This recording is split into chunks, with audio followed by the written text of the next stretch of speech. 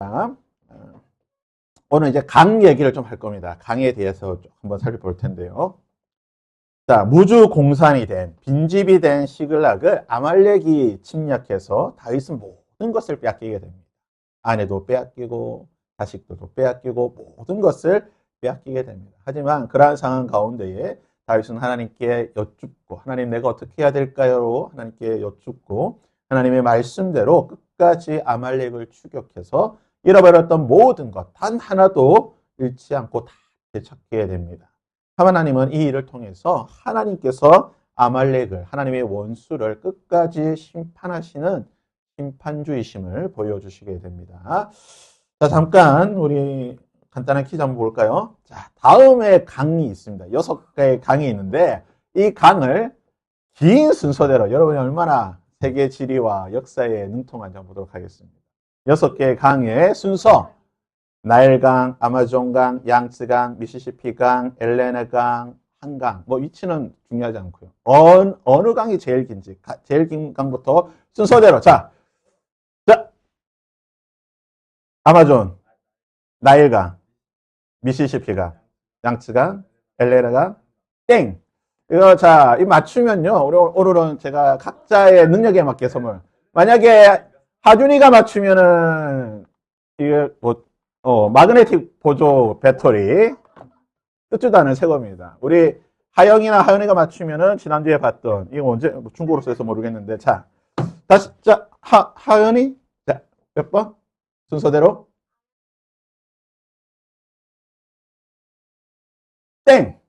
땡입니다. 자 하영이 아마존강, 나일강, 양쯔강, 땡. 자, 여러분, 저는 결코 문제를 어렵게 내지 않습니다. 항상 봤지만, 저는 문제를 너무. 자, 하준이. 네, 그렇죠. 정답입니다. 저는 결코 문제를 어렵고 복잡하게 내지 않습니다. 저도 답을 못 외우기 때문에 1, 2, 3, 4, 5, 6번이 순서대로 제가 해놓은 거예요. 자, 나일강. 이거 검색해보면 알겠지만, 지금 나일강과 이제 아마존이 약간 비슷한데, 거의 뭐 이제 실측으로 해서 조금 뭐 차이는 있지만 그래도 보편적으로 받아들이고는 이제 나일강이 가장 길다고 생각합니다. 자, 나일강은요, 이집트를 관통한다고 생각하지만 실제로 아프리카를 관통하는 강이 나일강이에요. 그래서 바론지는요, 보시면 알겠지만 아프리카 내륙에 있습니다. 약 길이가 6,650km. 이 나일강의 바론지는 두 가지가 있어요. 에디오피아에서 발원하는 청나일강이 있고 우간다에서 발원하는 백나일강이 있어요. 이 두 강이 합쳐져서 나일강을 이루게 되고 이것이 이제 이집트까지 쭉 흘러가게 됩니다. 그래서 사진 보시면 이집트 그 유명한 나일강 삼각주, 나일 삼각주를 관통해서 흐르는 이 나일강의 모습을 위에서 찍은 건데요. 이집트 수도 카이로를 흘러서 지나서 쭉 가는 나일강의 모습도 볼 수 있습니다. 그래서 이집트는 나일강을 중심으로 해서 모든 문명이, 이집트 문명이 형성이 되는데, 자, 두 발원지가 있다고 말씀드렸죠. 그 에디오피아에서 발원하는 청나일강이 있고, 이 아프리카 내륙에, 그리고 저 빅토리아 호수가 있는 우간다에서 발원하는 백나일강이 있습니다. 그래서 지금 우간다나 에디오피아나 이곳에 만약에 댐을 만들면, 하다못해 이제 저기 수단 쪽에서도 만약에 댐을 만들면, 이집트는 큰일 나요. 왜냐하면 이 나일강이 농사 짓는데 아주 중요한데, 이곳에 댐을 만들면 이집트가 굉장히 위험하기 때문에 이집트는 에디오피아나 우간다에 절대로 댐을 못 짓도록 이렇게 압력을 가하고 있는데 지금 에디오피아에서 그랜드 에디오피아 르네상스 댐이라는 것을 만들어가지고 좀 많이 좀 정치적인 분쟁이 있습니다. 청나일강의 발원지가 바로 이곳이에요. 에디오피아에 가면 타나호스라고 오시는데 위상의 사진을 보면 저 호수입니다. 뭐 큰 호수가 아닌데 아무튼 이곳에서 발원을 해서 나일강이 이집트까지 흘러가게 됩니다. 보면 이렇게 뭐 청나일강 폭포도 있고 아주 큰 강들이 쭉 있어요. 백나일강의 발원지는 우간다로 말씀드렸죠. 우간다에 가면 그 빅토리아 수 밑으로 가게 되면 우간다 진자라고 하는 강 호수가 있습니다. 저도 우간다 선교 갔을 때 여기를 가봤어요. 우간다를 가면 꼭 이제 그 투어로 여기를 가게 돼요. 이 진자라고 하는 강 호수에 지금 요 앞에가 그 앞에 그 리조트예요. 여기서 이제 보트를 타고 이 배를 타고 거기까지 가게 되는데 가면 이 강 중간에 보면 이렇게 야트막한 이 돌이 묻이 드러나고 거기에 이렇게 작은 공간을 만들어 놨습니다. 요게 배를 대고 건너서 쭉 가면은 건너가서 요 끝에서 딱 보게 되면 뭐가 보이냐면 바로 이게 보이면 써놨어요. The Source of 나일강이라고 그렇죠? 그래서 진자라고 하는 이것이 바로 세계에서 가장 긴 나일강의 발원지다라고 이렇게 표를 만들어 놓고 여기 보면 요 밑에서 물이 올라와요. 밑에서 이렇게 물이 올라오는 게 보입니다. 여기가 이제 나일강의 발원지죠. 세계에서 가장 긴 강은 아마존이냐 나일강이냐 조금 논란이 있긴 하지만 공식적으로는 나일강이 조금 더 긴 걸로 나옵니다. 두 번째는 아마존강이죠. 아마존강은 남아메리카 대륙을 관통하는 강입니다. 한 6,400km 정도. 그러니까 나일강보다는 한 200km 정도 짧은 강인데 유량, 그러니까 물의 양은 아마존강이 더 많아요. 나일강보다는 아마존강이 훨씬 강의 폭이나 물 유량은 더 많고 사진에 보시는 것처럼 저기 브라질 벨랭이라는 곳에부터 시작해가지고 발원해서 아마존강이 흘러서 페루까지 쭉 6,400km 가게 되는데 아마존강을 관통하는 이 지역이 바로 아마존 밀림지대, 세계의 허파라고 불리는 세계에서 가장 밀림 지역이 바로 이곳이 되겠죠. 그래서 아마존강을 위에서 보면 이렇게 굽이 그냥 쫙 흘러가게 됩니다. 문제는 뭐냐면 이 아마존강에 수많은 숲들이 밀림이 있다 보니까 브라질 정부가 이곳을 개발하려고 이 숲을 파괴를 하고 있어서 그래서 지금 아마존강 곳곳에 가면 이렇게 숲이 파괴되고 이 파괴하고 개간된 곳을 이제 뭐 여러 가지 농사나 여러 가지 그런 지역들을 개발하려고 지금 아마존강을 파괴를 하고 있다고 합니다. 1년에 우리나라 면적의 뭐 몇 배에 해당하는 그런 지역들이 지금 파괴되고 있는 인간이 제일 무서운 존재입니다. 지구를 파괴하는. 어떻게 보면 그래서 우리가 그 어벤져스 인피니티에 나오는 타노스가 우주의 절반을 없애려고 했던 게 이런 걸 보면 좀 합당하다는 생각이 들어요. 아마존 강에 가면 유명한 게 있습니다. 뭐가 유명한지 아십니까? 아마존 핑크 돌고래가 유명합니다. 아마존에 있는 민물 돌고래예요. 그래서 핑크색을 띠고 있어서 이 핑크 돌고래를 보면 행운이 있다 해가지고 아주 이걸 보려고 하는데 핑크 돌고래도 지금 밀림이 파괴돼서 없어지고 있다고 하죠. 자, 세계 3위 강은 세 번째 긴 강은 중국에 있죠. 아시아 중국에 있는 양쯔강. 그걸 보통 이제 장강이라고 합니다. 장강. 중국 사람들이 이제 장강, 양쯔강이라고 하는데 아마존강보다 한 100km 짧은 6,300km입니다. 그렇지만 아시아에서는 가장 긴 강이에요. 사진에서 보시다시피 저기 티베트권에서부터 물이 쭉 흘러내려가지고 곳곳에서 흘러가지고 저기 상하이까지 흘러가는 중간중간에 보면 여러 지류들이 있죠. 위안장강, 뭐, 그 다음에 우장강, 뭐 이런 여러 가지 지류도 있고 중국을 관통하고 흘러가고 있고 여기서부터 나오는 또 지류들이 다 어디로 갑니까? 인도와 미얀마로 가게 되기 때문에 만약에 중국이 이 장강에 댐을 만들게 되면 또 인도라든지 동남아시아 지역에 많은 문제가 생겨요. 메콩강도 그렇고 굉장히 이런 동남아시아 지역들은 중국한테 지금 아주 쩔쩔매는 이유 중에 하나가 이 강 댐 때문에 또 그런 정치적인 문제가 있습니다. 이 장강이에요. 그래서 멋있죠. 장강은 이거 대협곡 사이로 이렇게 많이 흘러가기 때문에 뱃놀이라고 하죠. 배 타고 가면서 쭉 하면서 하는 경치가 아주 좋습니다. 때로는 장강이 범람하게 되면 이거 굉장히 크게 범람을 하기도 해서 이런 것도 보게 되는데 장강에도 보면요 아주 명물이 있는데 그게 뭐냐면 민물 돌고래. 장강에도 돌고래가 살았다고 합니다. 2000년대 초반까지 살았는데 지금은 멸종됐다고 하지만 또 몇 년 전에 또 발견이 됐다라고 하는 그런 보고도 있습니다. 중국 전설에 따르면 이 장강의 돌고래, 양쯔강의 돌고래는 뭐라고 부르냐면 장강의 하얀 여신이라고 부르는 이유가 뭐냐면 중국의 한 공주가 아버지가 어느 사람과 결혼하라고 하는데 이 사람하고 결혼하기 싫어가지고 장강에 빠져서 죽었어요. 죽어가지고 나중에 환생을 했는데 환생을 뭘 했느냐? 이 돌고래로 환생했다. 그래서 장강의 하얀 여신이다. 때로는 이제 장강의 팬더다라고 이렇게 부르는 이 돌고래가 있었다고 합니다. 네 번째 큰 강은요, 미시시피 강이죠. 북아메리카를 관통해 나가는 강입니다. 대략 한 6,200, 6,300km 정도 되고요. 이 미시시피 강은 미시시피 강과 그 지류인 미주리 강까지 포함해서 말하게 됩니다. 그래서 지금 사진에 보시피 미국 중부를 그냥 관통해 나가는 아주 큰 강입니다. 미국 여기 이제 이 미시시피, 미주리, 그래서 이제 지류로 흘러가면 이제 뭐 콜로라도 강이라든지 여러 지류가 있고, 그래서 미국 5대호의 어떤 그런 또 그 강의 물을 이루고 있는 그런 큰 강이 바로 미시시피 강이 됩니다. 보면 아주 미국밖에 좀 유유히 흘러가는 그런 것을 보게 되죠. 잔잔하게. 약간 아마존하고도 비슷한 느낌이 있고요. 이 엘레나 강, 이제 러시아 말로는 예니쉐이 앙가라 강이라고 하는 엘레나 강이 있습니다. 이거는 러시아에 위치해 있는 강이고 한 5,500km 정도 되는 강입니다. 이 강은 러시아 대륙 가운데에 러시아 중앙에 있는 그 시베리아를 관통해 가는 강이에요.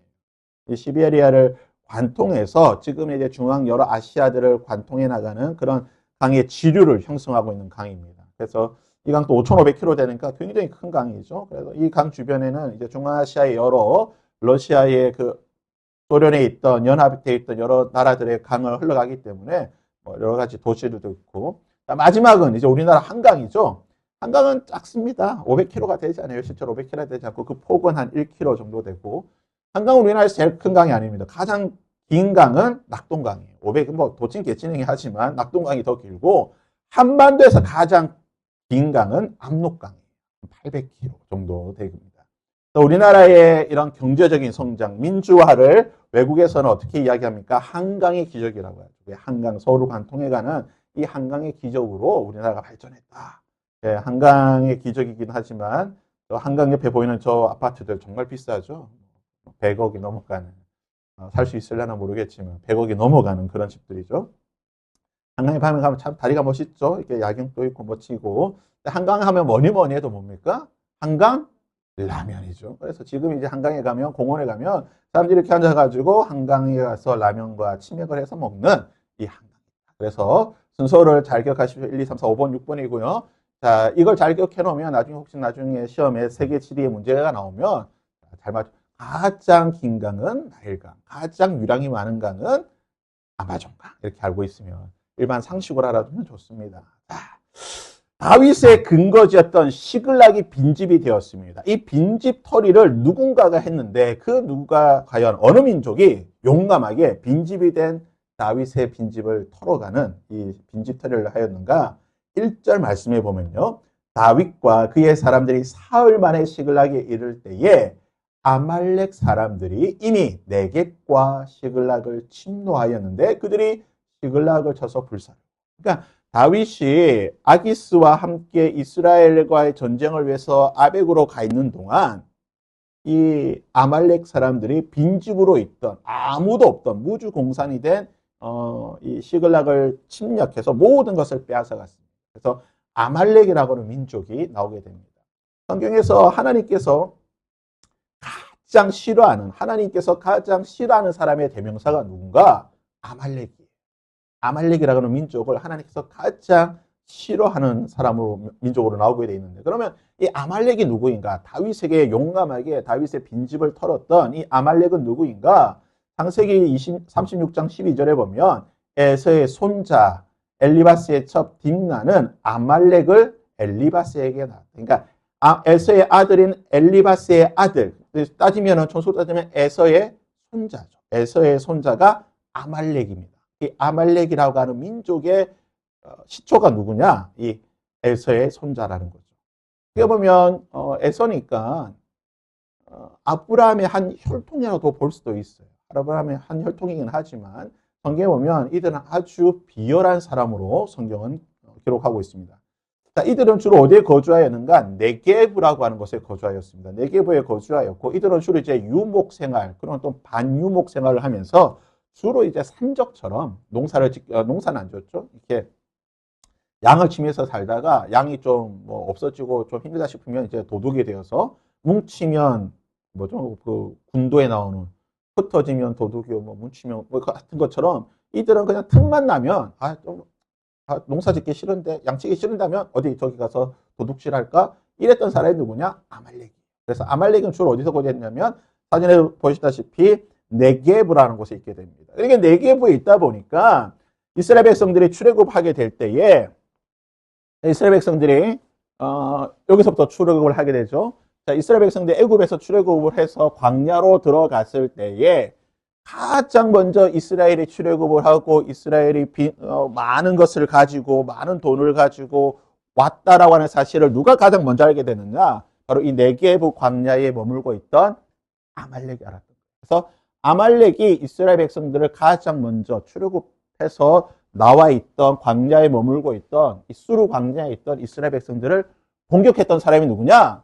아말렉이에요. 그래서 성경에 보게 되면 출애굽한 이스라엘 민족을 가장 먼저 침략하고 괴롭혔던 사람입니다. 출애굽기 17장 8절에 보면 그때 아말렉이 와서 이스라엘과 르비딤이라는 곳에서 싸웠다라고 나와 있는데 그들이 어떻게 싸웠냐? 신명기 25장 17절에 보면 이렇게 기록합니다. 그들이 너를 길에서 만나. 이제 출애굽해서 광야로 막 들어간 이스라엘 백성들을 만나서 어떻게 했냐? 너의 뒤에 떨어진 약한 자들을 쳤고. 이들 게릴라 전술이에요. 이스라엘 백성들이 앞에 아주 이스라엘 그 건장한 남자들, 힘 있는 사람들이 있으니까 이들을 공격하지 않고 제일 뒤에 따라오던 힘없고 약하고 병들고 연약한 이런 사람들만 뒤에 떨어진 약한 사람들을 공격했던 아주 비열한 사람들이었다. 성경은 그렇게 이야기를 하고 있습니다. 이 전쟁, 르비딤이라는 곳에서 이스라엘 백성과 아말렉이 처음 이제 전쟁을 하게 되는데 이때 이스라엘 백성들은 출애굽하고 나와서 아무것도 없어요. 무기도 있는 것도 아니고 그냥 지팡이 들고 그 사람들은 양치는 사람들이니까 그냥 지팡이 하나 들고 나왔는데 무기가 없어요. 그렇지만 하나님께서 이스라엘 백성들에게 은혜와 힘을 주셨기 때문에 어떻게 됩니까? 출애굽기 17장 16절에 보면 이르시되 여호와께서 맹세하시기를 여호와가 아말렉과 더불어 대대로 싸우리라. 하나님께서 여호수아를 보내시고 여호수아가 아말렉과 전쟁할 때 싸울 때에 모세가 손을 들면 이기고 모세가 손을 내리면 지게 되는 이 역사적인 사건이 바로 아말렉과의 전쟁에서 나오게 되고 17절 16절 말씀에 여호와가 아말렉과 더불어 대대로 싸우리라. 그래서 하나님의 이름이 뭐라고요? 여호와 니시. 하나님은 승리하신다. 하나님은 싸우신다. 하나님은 아말렉과 싸우신다. 그래서 이 말씀에서 말하기를 여호와가 아말렉과 더불어 대대로 싸운다. 이 말씀 그대로 이스라엘 백성은 끊임없이 아말렉과 싸우게 됩니다. 언제까지? 이스라엘 민족이 멸망하는 그날까지 아말렉과 계속해서 싸우게 됩니다. 아말렉은 이스라엘이 광야 시대뿐만 아니라 이스라엘의 민족을 이루면서 나라를 건국했을 때에 사무엘이 사울에게 가서 우리가 살펴보았지만 사무엘상 15장에 보면 사무엘이 사울에게 가서 저 아말렉을 공격해라. 왜냐? 하나님께서 아말렉은 다 없애라고 했다. 저 아말렉 우리를 괴롭혔던 민족이니까 가서 점령하라고 했을 때 사울이 어떻게 합니까? 사울이 그 백성과 함께 아말렉을 쳐서 아말렉의 왕이었던 아갑과 그의 양과 소의 가장 좋은 것 또는 기름진 것과 어린 양과 좋은 것은 안 죽이고 진멸하라. 다 없애라고 했는데 없애지 않고 가치 없고 하찮은 것만 잡아버리는. 죽이는 하나님의 말씀에 불순종하게 되고 이 일 때문에 어떻게 됩니까? 사무엘이 와가지고 여호와께서 순종을 더 기뻐하십니다. 왕이 이거 핑계 대지 마요. 하나님은 순종을 기뻐하시는 하나님입니다. 그리고 하나님이 당신을 버리십니다. 라고 말했던 게 바로 이 아말렉 때문에. 그리고 나서 오늘 본문의 말씀에 나오듯이 이제 다윗 시대, 다윗이 다시 한번 지금 이 일 때문에 아말렉을 가서 거의 다 죽여버립니다. 거의 다 진멸하게 되는데 그래도 끝까지 조금씩 살아남았던 아말렉이 있습니다. 그 아말렉이 어떻게 되냐? 끝까지 이스라엘을 괴롭히게 되는데 에스더 시대, 그러니까 이스라엘 백성들이 멸망하고 페르시아로 이제 포로로 잡혀 나갔을 때에 페르시아의 왕이었던 아하수에로 왕의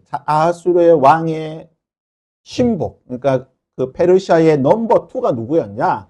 아각 사람 함무다다의 아들 하만이에요. 그래서 아각 사람이 누구냐? 바로 아까 보았던 아말렉.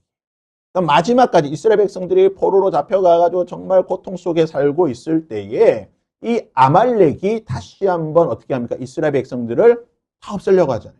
이 하만이라고 하는 사람이 이스라엘 다 진멸하려고 했던. 그래서 어떻게 보면 이스라엘과 아말렉은 정말 처음부터 시작해가지고 끝까지 끊임없이 싸우게 되는 하나님의 말씀대로 여호와가 대대로 아말렉과 싸우게 됩니다.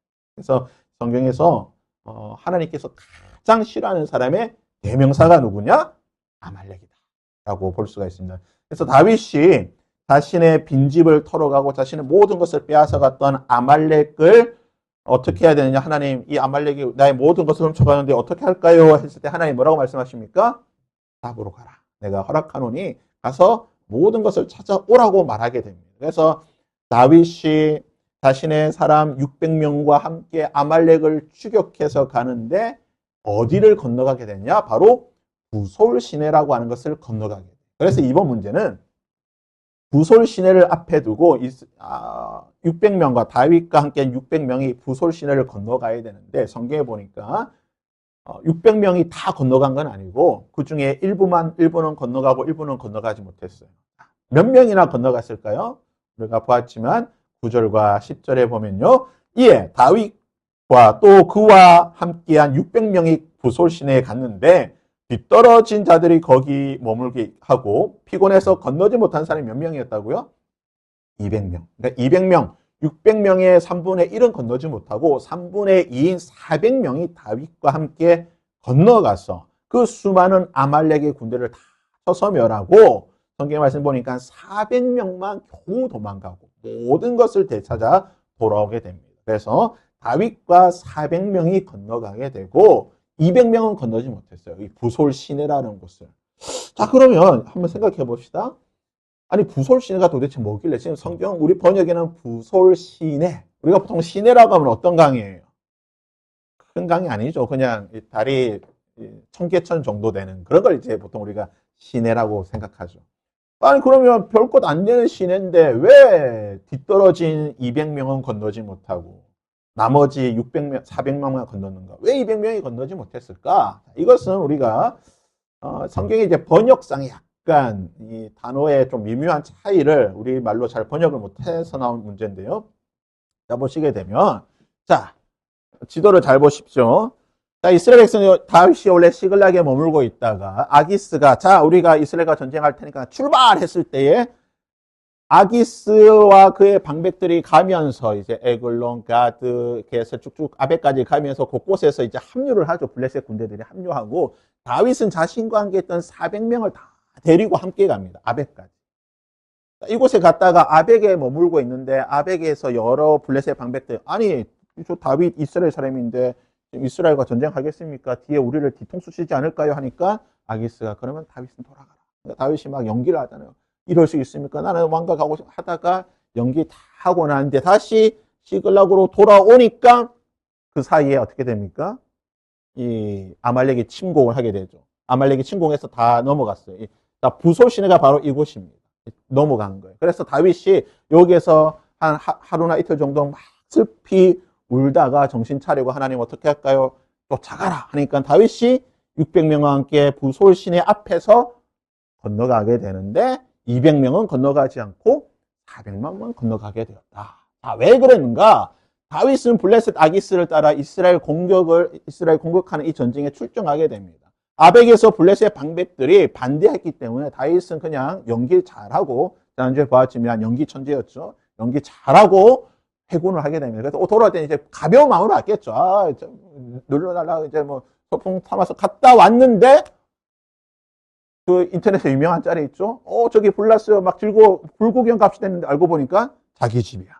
자기 집이 다 불나고 없어진 거예요. 자기의 본거지인 시글락을 지킬 병사를 한 명도 남겨두지 않고 자신과 함께 600명 모두를 데려간 동안 시글락이 공격을 당했습니다. 무주 공산이 된 시글락을 아말렉이 공격하게 되고 자, 그러면 이 아말렉은 아까 말씀드린 아주 비열한 사람들이에요. 머리를 잘 썼던 거죠. 성경에 보니까 유다와 블레셋을 공격했다고 나오지만 블레셋은 바로 다윗이 머물고 있던 이 지역들만 공격했을 거예요. 왜냐? 블레셋 잘못 건드려서 그냥 큰일 나기보다는 그래도 블레셋에 있던 블레셋 땅이긴 하지만 다윗이 가지고 있던 그 지역을 공격하는 게 훨씬 더 쉽다고 생각했기 때문에 아마 전략적으로 이 지역을 공격하지 않았을까 생각이 됩니다.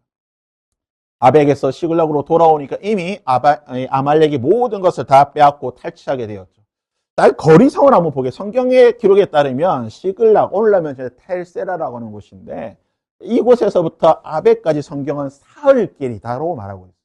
그러니까 지리적으로 보니까 대략 100km입니다. 그래서 사람이 보통 하루에 걸어가시는 거리를 30에서 40km 정도로 보게 되는데, 그래서 3일 길이에요. 다윗이 3일 동안 갔다가 이곳에서 한 하루 정도 머물렀겠죠. 이제 가려고 했는데 가지 말라고 하니까 오케이 알겠습니다. 나 돌아갈게요. 다시 3일 길을 돌아왔어요. 그러니까 대략 일주일 동안 집을 비운 거죠. 이 일주일 사이에 문제가 생긴 거예요.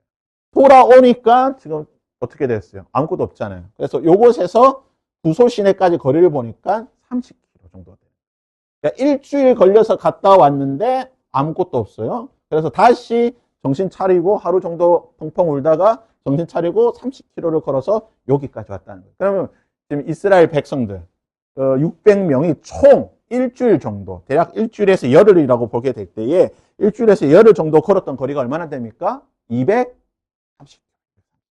230km를 그냥 아무것도 안 하고 간 거 아니잖아요. 먹을 거 들고 가야 되고 무기 들고 가야 되고 행군 준비를 해서 갔다. 그러니까 열흘 길을 230km를 왔다 갔다 하는 거는요 결코 가까운 거리가 아니에요. 우리로 치면 지금 서울에서 대구까지 간 정도 된다. 열흘 정도. 그러면 열흘 국토 대장정 해보신 분은 아시겠지만 일주일 동안 서울에서 부산까지 가는 것도 정말 힘들어요. 아무것도 안 메고 가도. 그런데 온갖 중무장을 하고 지금 가야 되는 거리를 이 230km 힘든 길을 갔다 왔다는 거죠. 그러니까 이미 이 다윗과 600명은 200km 이상 거리를 걸었던 사람. 평지도 아니고 힘든 이 길을 열흘 동안, 일주일 동안 지금 200km를 걸은 지쳐있는 상태예요. 지쳐있는 상태에서 집에 와서 보니까 아무것도 없어요. 그래서 성경 뭐라고 되어 있습니까? 그 빼앗긴 것을 보고 모든 사람이 울 기력이 없도록 소리 높여서 울었다. 그러니까 몸이 지쳐서 왔는데 아무것도 없어요. 그래서 막 통곡을 하는 거예요. 엉망 하루 종일 울었는데 울 기력이 없을 만큼 모든 것을 다 쏟아서 울었다는 거예요. 그래서 일주일 동안 긴 거리를 행군했죠. 이미 가족들이 빼앗긴 것을 보고 마음에 상처가 있고 낙심되고 심리적으로도 이미 그러니까 몸과 마음이 모두 어떤 상태? 탈진이 되어 있는 소위 말해 이제 번아웃 된 거예요. 번아웃이 된 상태에서 다시 어딜 가게 됩니까? 부올 시내를 다시 300km를 걸어간다는 30km를 걸어가게 되는 거예요. 그러니까 지금 부솔 시내 앞에 왔을 때 이스라엘 상태가 어떤 거예요? 몸도 지치고 마음도 지치고 더군다나 이 사람들은 일부는 다윗을 죽이자고 지금 반란까지 했던 사람들이란 말이에요. 그러니까 엉망이야. 엉망인 상태에 이 사람들이 지금 부솔 시내에 모여 있는 겁니다. 그러면 부솔 시내가 어디냐? 자, 부솔 시내는 바로 이곳이죠. 잘 보시면 자, 시글락에서 부솔 시내까지 대략 한 30km 정도 거리가 돼요. 이 부솔 시내라는 지금 말 그대로 이제 부솔 강인데 이 부솔 강은 부엘사바에서부터 올라가고 곳곳에 지금 이 그랄 지방 중심으로 해가지고 여러 지류가 있는 그러한 강입니다. 근데 우리가 히브리 말에서 강이라고 우리말로는 이제 강, 시내, 하천, 뭐 물길 이래 번역되지만 히브리 단어에서는요 다양한 단어로 보통 이제 세 가지 단어로 강이란 단어를 쓰게 되는데 이게 바로 부솔 시내 가는 길입니다. 실제로 부솔 시내 가게 되면요 이런 아니 이걸 못 건너 싶을 만큼 이렇게 보이는 거예요. 이게 이제 부솔 시내입니다. 물이 별로 안 보이잖아요. 왜냐? 이게 이제 건천이에요. 비가 내리면 강이 되고 비가 내리지 않으면 이런 계곡같이 되는. 그래서 비가 오면 이렇게 물이 있는 강인데 문제는 뭐냐면 성경에 보면 이제 부솔 시내 우리는 부솔 시내로 했지만 히브리 단어는 나할 부솔이야. 나할. 이게 나할이 이제 강이라는 단어인데 나할 부솔이라는 말을 쓰게 되는데 이스라엘 지리적으로 보면 이스라엘에서 가장 긴 강은 요단강이에요.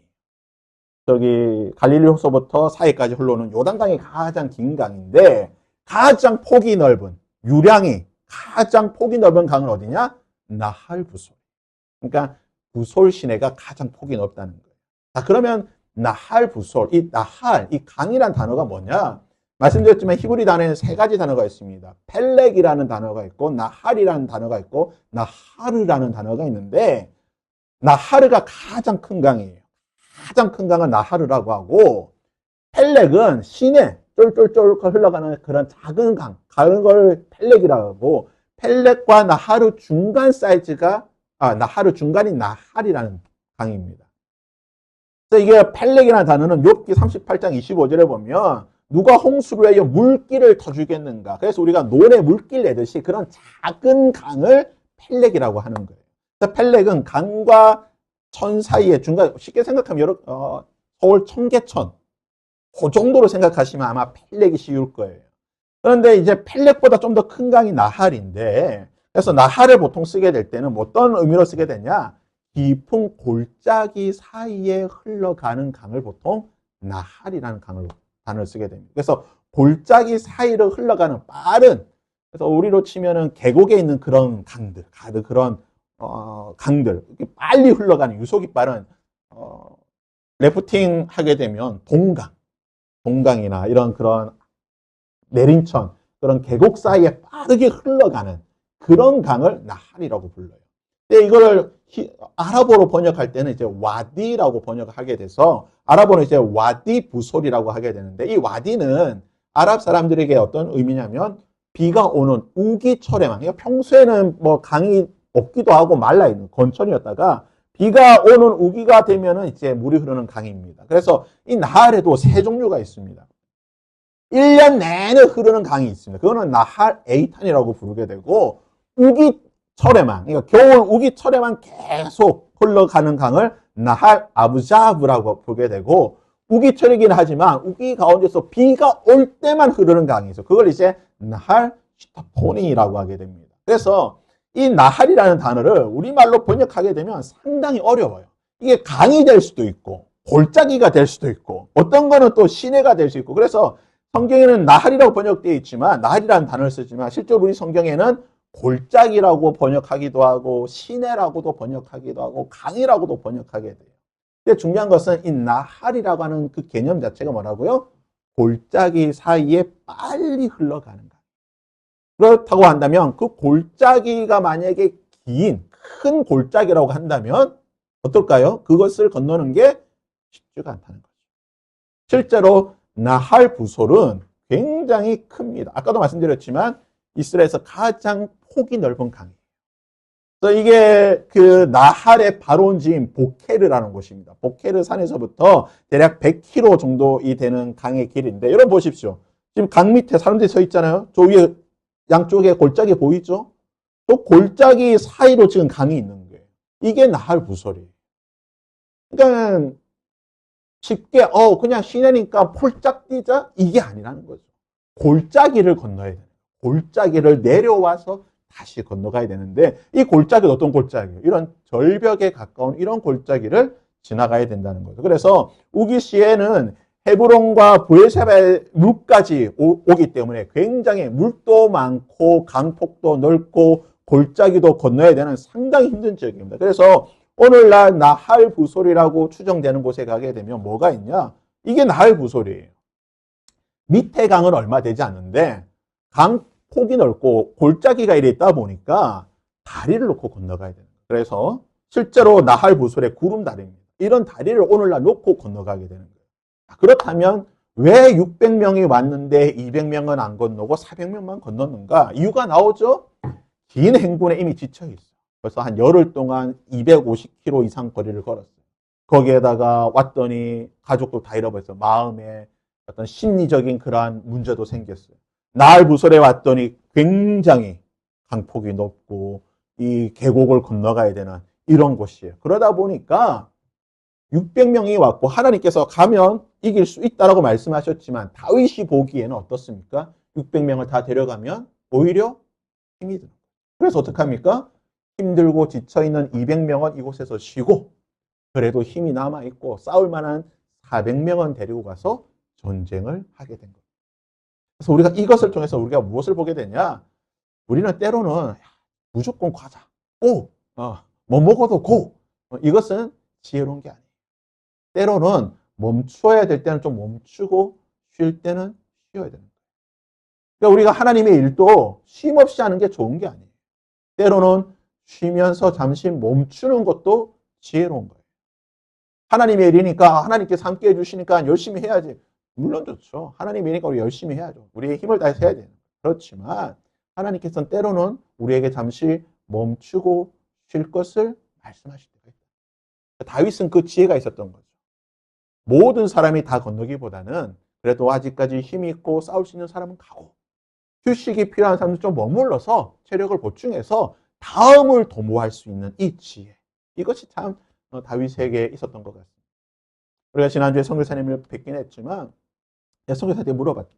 선교사님, 가신 지 이제 10년, 좀 있으면 이제 14년인데, 안식년 하셨어요? 물어보니까, 안식년을 못 했다는 거예요. 보통 선교사님들 우리가 6년 하고 7년 쉬는데, 안식년 한 번도 못 하셨다는 거예요. 그러니까 여러 가지 뭐 사역적인 문제도 있고, 또 인도네시아에서 이제 들어갔다가 다시 나오면은 또 다시 들어가는데 비자 문제가 있다 보니까 안식년 가지가 쉽지 않았는데, 이제 다음 텀에는 좀 안식년을 하실 생각이 있다고 말씀한 걸 들었는데, 우리가 열심히 일할 때는 정말 열심히 일해야 되지만 쉴 때는 또 지혜롭게 잘 쉬는 것이 하나님의 은혜입니다. 그래서 우리가 가고 멈추는 것을 지혜롭게 하는 것이 잘 필요해요. 모든 면에서 우리의 일과 우리의 사역과 우리의 모든 것에서 가고 멈추는 것을 지혜롭게 할 때에 우리가 보다 하나님의 일을 더 능력 있게 잘 감당할 수가 있습니다. 우리에게 이러한 은혜와 지혜가 있기를 바랍니다. 그래서 우리가 이 다윗의 모습을 통해서 우리의 또 사역과 우리의 삶의 그런 지혜를 살펴볼 수 있기를 바랍니다.